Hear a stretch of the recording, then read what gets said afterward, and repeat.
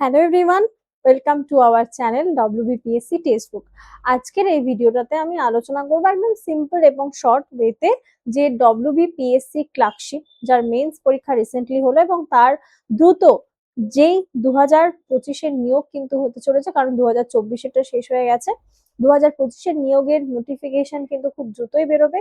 যারা যারা আবার এই পিএসসি ক্লার্কশিপকে লক্ষ্য করে প্রিপারেশন নিতে চাইছো তাদের জন্য এই ভিডিওটা। কারণ দেখো, পরীক্ষা নেবে মানে প্রস্তুতি নেবে প্লাস পরীক্ষা দেবে, তার জন্য তো জানতে হবে তার জব প্রোফাইল কিরকম হতে পারে বা এর কেরিয়ারে কি কি তোমার মানে ফেসিলিটিস তুমি পাচ্ছ। আজকের ভিডিওটা তা নিয়েই থাকছে। অবশ্যই বলবো চ্যানেলে নতুন হলে চ্যানেলটাকে সাবস্ক্রাইব করে দিও এবং অবশ্যই ভিডিওটা শেষ অবধি দেখো। এর আগেও যদিও অনেক আগে আমি একটা ভিডিও করে দিয়েছিলাম, আজকে আবার ভাবলাম একটু সুন্দর করে ভিডিওটা করা যাক। তো সবার প্রথমেই তোমার যে কোনো পরীক্ষার ক্ষেত্রে এটা হয়, যেমন দেখবে অনেকে অনেক পোস্টের জন্য অ্যাপ্লাই করে এবং সেই পোস্টে তখনই সে পায় যখন সে সেই কাট আপটা ক্লিয়ার করতে পারে। তো তার জন্য আমরা প্রত্যেকেই জানি যে পিএসসি ক্লার্কশিপের ক্ষেত্রে একটা প্রিলি হয়, প্রিলির পরে কিন্তু মেন্স পরীক্ষাটা হয় যেটা হচ্ছে ডেসক্রিপটিভ।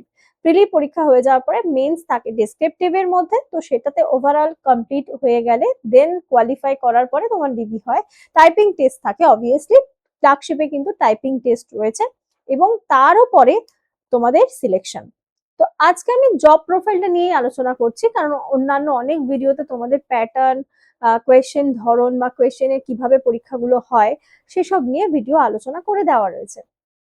সবার প্রথমে চলো দেখতে পাচ্ছি যেটা বললাম এলডিসি পদে নিয়োগ হয় এখানে, যেটা হচ্ছে সেক্রেটারিয়ান লোয়ার ডিভিশন অ্যাসিস্ট্যান্ট এলডিএ।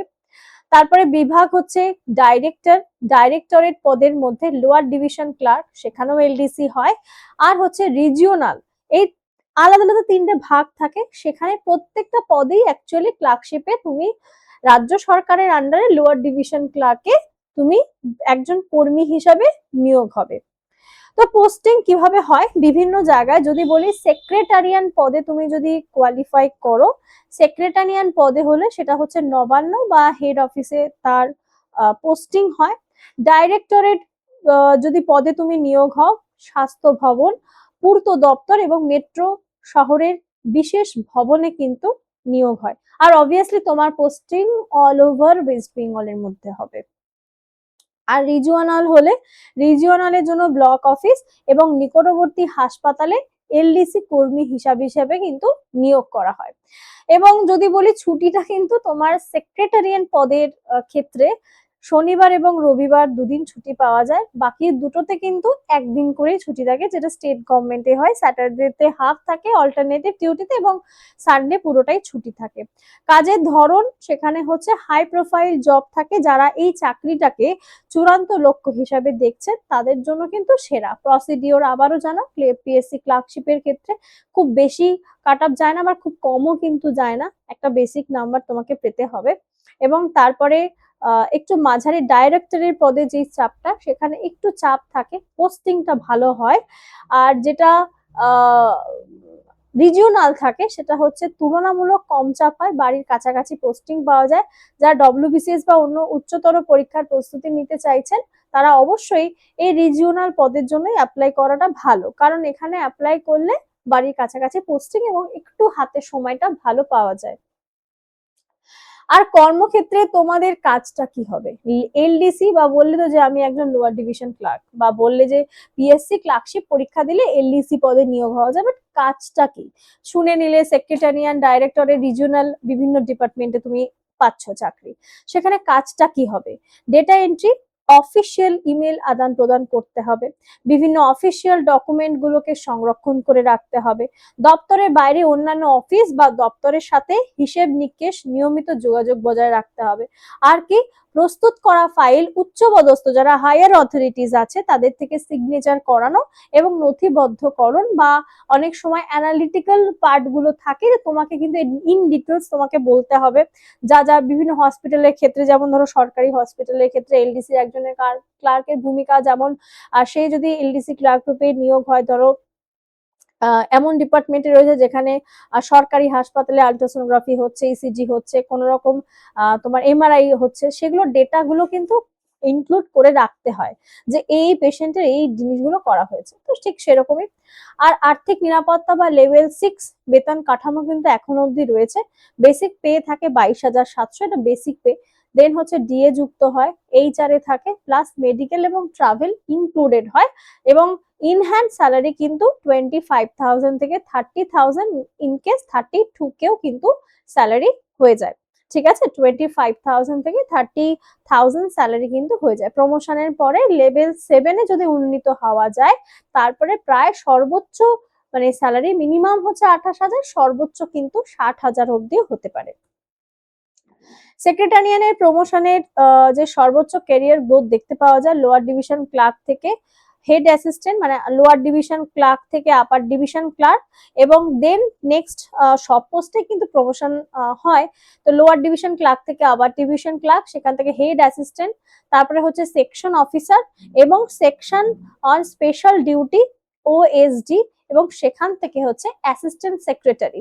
এই পদটা বেশ ভালো এক্সক্লুসিভ সুযোগ থাকে। ওএসডি পদে, প্রমোশনাল পদে সরাসরি আইএএস এবং আইপিএস অফিসারদের সাথে কাজ করার সুযোগ সুবিধা মেলে, যারা হচ্ছে অফিস অন স্পেশাল ডিউটিতে যারা প্রমোশন পেয়ে পৌঁছায়। আর ডাইরেক্টরের বা রিজিওনালের প্রমোশনের পাথ যদি বলি, সেখানে দেখা যাচ্ছে এলডিসি থেকে ইউডিসি হয়, লোয়ার ডিভিশন ক্লার্ক থেকে আপার ডিভিশন ক্লার্ক, সেখান থেকে হেড ক্লার্ক এবং সুপারভাইজারি অফ হেড ক্লার্ক। আর এলডিসি থেকে ইউডিসি হচ্ছে তোমার রিজিওনালের ক্ষেত্রে হয়, সেখানে খুব বেশি থাকে না প্রমোশনের পদ, একমাত্র সেক্রেটারিয়ানের পদেই সব থেকে বেশি প্রমোশনের স্কোপ রয়েছে। তো আদারওয়াইজ আই থিঙ্ক তোমাদের জন্য মানে সবকিছুর একটা ক্লিয়ার ভিউ থাকাটা দরকার, যে ক্লার্কশিপ পরীক্ষায় পাস তো করলে, বাট জব প্রোফাইল কিরকম হতে পারে, কোন পদের জন্য তুমি অ্যাপ্লাই করতে পারো, বা তুমি কিসের জন্য এলিজিবল আছো, তোমার কত স্কোর হলে তুমি কোন পদে যাবে, এগুলো প্রপার অ্যানালাইসিস দরকার, কারণ আন্দাজে এই জিনিসগুলো ভুল করলে সমস্যায় পড়বে। তো এত কিছু বলার একটাই কারণ, তোমাদের সঠিক প্রিপারেশন নেওয়াটা ভীষণ দরকার। তার কারণ একটা সঠিক জায়গা থেকে সঠিক গাইডেন্স পেয়ে তোমরা কিন্তু তোমাদের প্রস্তুতিটা নিতে পারবে। আর আফটার অল সবকিছুর পরে তুমি তোমার প্রিপারেশনটাকে যদি ঠিকঠাক রাখো, তবেই এক্সাম গুলোকে ক্র্যাক করতে পারবে। আর কিছুই না, এটুকুই তোমাদেরকে বলার ছিল। জব প্রোফাইলটা নিয়ে আলোচনা করলাম। এবার ছোট্ট করে বলে থাকি, যেটা হচ্ছে আমাদের কিন্তু বিভিন্ন রকমের ব্যাচ টেক্সটবুক সুপার পাসে চলছে এবং সেলও চলছে, সেই জন্য বলে রাখি, যেটা তোমাদের স্পেশাল অফার দেখতেই পাচ্ছ, জ্যাকপট 999 টাকা, এবং এখানে কিন্তু 1 মাসের ভ্যালিডিটি, সেটা 1 মাসের ভ্যালিডিটিটা তোমরা পেয়ে যাচ্ছ 999-তে।